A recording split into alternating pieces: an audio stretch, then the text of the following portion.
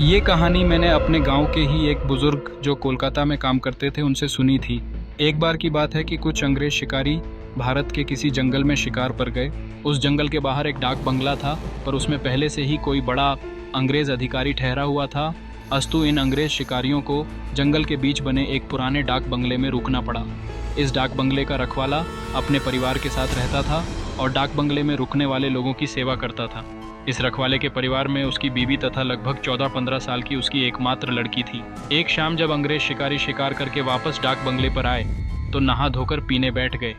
पीने के बाद उन्हें इतनी चढ़ गई कि वे लोग पूरी तरह से बहक गए और उस रखवाले को गोली मारने के बाद उसकी बीवी तथा बच्ची को नोच डाले। इन पापियों को नशे में कुछ भी पता नहीं चला और नोचने के बाद उन दोनों को भी गोलियों से भून डाले और तीनों की लाश को डाक बंगले के पीछे दफना दिए। ये बात आई गई रह गई। अंग्रेज़ों ने फिर कुछ दिन के बाद वहाँ कैलाश नामक एक नया सेवक रख दिया। किसी को कुछ भी पता नहीं चला कि इस पुराने डाक बंगले का पुराना सेवक और उसका परिवार कहाँ चला गया। एक बार की बात है कि नया सेवक कैलाश रात को गेट बंद करके सोया हुआ था। तभी अचानक उसकी नींद खुल गई क्योंकि उसे लगा कि दरवाजे पर कोई रो रहा है। उसने एक हाथ में लाठी उठाया और दूसरे में चिराग और दरवाजे पर आकर हाँक लगाया। कौन है? इतनी रात गए कौन दरवाजे पर रो रहा है? उसने देखा कि एक किशोरी दरवाजे पर बैठी रो रही है। कैलाश उस किशोरी के पास गया और उसके सिर पर हाथ रखते हुए कहा कि बेटी रो मत, अंदर चल। फिर उस किशोरी के अंदर आने पर कैलाश ने उसे पीने के लिए पानी आगे बढ़ाते हुए पूछा कि बेटी तुम कौन हो और इतनी रात को अकेले इस जंगल में क्यों भटक रही हो? कैलाश की इतनी बातें सुनते ही वह किशोरी और तेज फफक पड़ी। कुछ समय तक तेज तेज रोने के बाद वह थोड़ा शांत हुई और कैलाश को बताई कि वह इस डाक बंगले के पहले सेवक की पुत्री है। फिर उसने यह भी बताया कि कैसे 4-5 अंग्रेज शिकारियों ने उसके पिता को मार डाला और उसके बाद उसके तथा उसकी माँ की आबरू को नोच डाला। फिर कैसे उसकी माँ तथा उसको भी गोलियों से भूनने के बाद डाक बंगले के पीछे दफना दिया। उस किशोरी की इतनी बातें सुनते ही कैलाश पूरी तरह सहम गया, पर निडरता दिखाते हुए पूछा कि ऐसे कैसे हो सकता है? अगर तू मर गई है तो मेरे सामने कैसे बैठी है? कैलाश की ये बात सुनते ही वह लड़की अचानक गायब हो गई और कैलाश कुछ समझ पाए इससे पहले ही वह उस कमरे की दीवार पर उलटी टहलती नजर आई। कैलाश ये नज़ारा देखकर पूरी तरह से सहम गया। फिर अचानक वह लड़की आकर कैलाश के सामने बैठते हुए बोली कि काका आप डरिए मत, मैं आपका कुछ भी बुरा नहीं करूँगी। धीरे धीरे कैलाश का डर जाता रहा और उसने अपने मस्तक पर आई पसीने की बूंदों को गमछे से पोंछ लिया। फिर उसी रात को उस लड़की ने वह जगह दिखाई जहां उन तीनों को दफनाया गया था। फिर कैलाश ने उस किशोरी से वादा किया कि वह उन अंग्रेज शिकारियों के खिलाफ कोर्ट जाएगा और किशोरी को इंसाफ दिलवा कर रहेगा। कैलाश की बातें सुनकर वह किशोरी रोते हुए बोली कि काका आपको कुछ नहीं करना है, बदला तो मैं लूँगी, बस आप मेरी थोड़ी सी मदद कर दें। फिर क्या? उस किशोरी के बताए अनुसार कैलाश ने बीमारी का बहाना बनाकर उस डाक बंगले की नौकरी छोड़ दी तथा उस किशोरी को किए वादे के अनुसार उस किशोरी के माता पिता की अस्थियों को जला दिया तथा उन दोनों के नाम पर पूजा पाठ भी करवाया।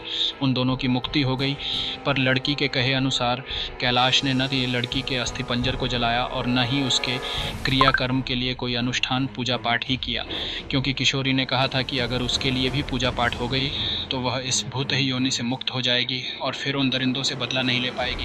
समय बीतता गया और अब उस डाक बंगले में कोई नया सेवक आने को भी तैयार नहीं होता, क्योंकि कैलाश वहीं आसपास मंडराता रहता और नए आने वाले सेवक को भूत ही कहानी सुनाकर भगा देता। कभी कभी वह किशोरी भी अपनी भूत ही कारनामे से आने वाले नए सेवक को 9-2-11 कर देती। पर उस बंगले पर शिकारियों का आना कम नहीं हुआ। वे आते और खुद ही अपनी व्यवस्था करते, पर जो अब आता वह वापस नहीं जाता, क्योंकि उस डाक बंगले में ठहरने वाला हर अंग्रेज शिकारी उस लड़की का शिकार हो जाता। कभी कभी तो ऐसा होता कि वह लड़की किसी अंग्रेज शिकारी को अपने लटकों झटकों में फंसाकर उस डाक बंगले में लाती और रात को अपने असली रूप में आ जाती और डराकर उस अंग्रेज को मार डालती और उसका खून पी जाती। ये क्रम चलता रहा और उस डाक बंगले में मरने वाले अंग्रेज शिकारियों की मौत रहस्य ही बनी रही। अंग्रेज़ अधिकारियों के लाख कोशिश के बावजूद न हत्यारा पकड़ में आता और न ही मरने वाले अंग्रेज़ शिकारियों अधिकारियों के मौत का कारण पता चलता। धीरे धीरे ये खबर आसपास के क्षेत्रों में अंग्रेज़ शिकारियों आदि में फैल गई कि पुराने डाक बंगले में ठहरने वाले हर शिकारी की रात तो होती है, पर वह दूसरे दिन का सूरज नहीं देख पाता।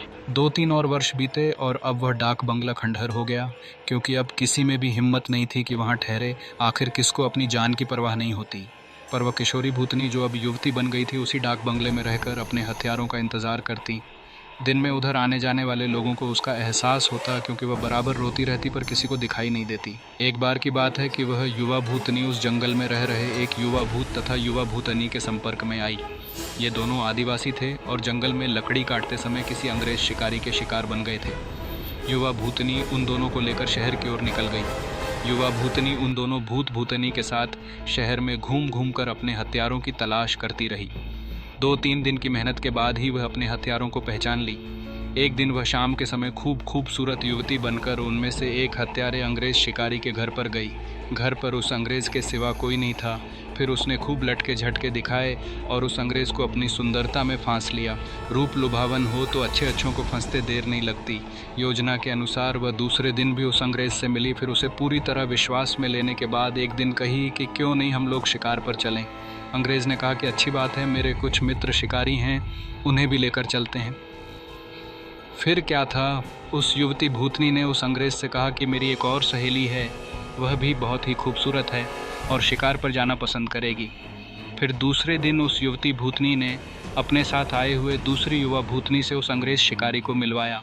अब तो अंग्रेज़ पूरी तरह उस भूतनी के माया जाल रूप जाल में फंस चुका था। एक दिन सुबह वह अपने उन्हीं पुराने दोस्तों के साथ जंगल की ओर निकल पड़ा।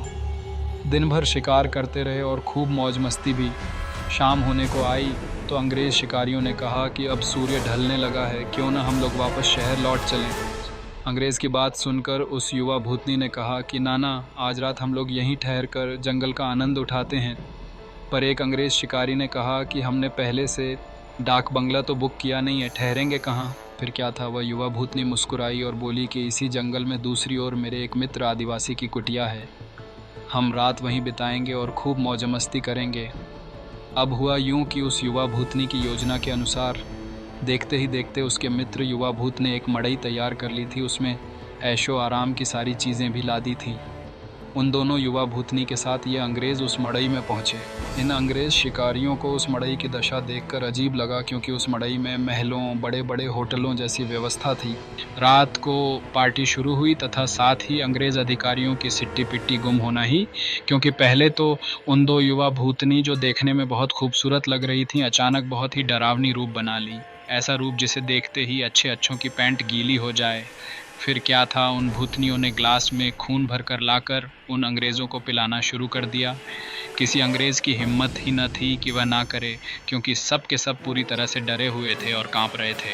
अचानक आदिवासी युवा भी विकराल रूप में आ गया और अचानक उछलकर पास के एक मोटे पेड़ की मोटी शाखा को उछलकर इतना जोर से खींचा कि चर्र की आवाज़ के साथ वह मोटी शाखा टूट गई। उसके बाद वह विकराल भूत उन अंग्रेज़ शिकारियों में से एक को पकड़कर पैर के नीचे दबाकर देखते ही देखते चीर दिया और उसके खून को पीने लगा। उसका खून पीता देख दोनों भूतनियों ने भी लंबी लंबी विकराल जीभ निकालते हुए खून पीने में उसका साथ देने लगी और साथ ही अपने बड़े बड़े नाखूनों से उसका शरीर जगह जगह से चीरने लगी।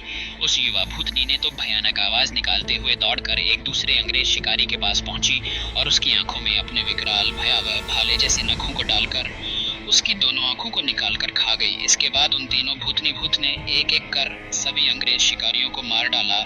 दूसरे दिन उन अंग्रेज़ों की खोज में गए अंग्रेज़ अधिकारियों को उनकी ऐसी वीभत्स लाशें मिली जो देखने में बहुत ही भयावह लग रही थी। उनको ऐसे नोचा गया था कि लगता था कि यह किसी मनुष्य या जानवर का काम ही नहीं हो सकता। कैलाश को तो सब कुछ पता ही था, पर वह किसी को कुछ नहीं बताया। फिर एक दिन समय निकालकर गोपनीय रूप से कैलाश ने उस युवा भूतनी के कंकाल को भी जला दिया तथा उसकी मुक्ति के लिए एक पूजा करवा दी। दोस्तों, ये कहानी सच्ची घटना पर आधारित है। वीडियो अच्छी लगी हो तो लाइक करें। ऐसे ही कहानी के लिए हमारे चैनल को सब्सक्राइब करें।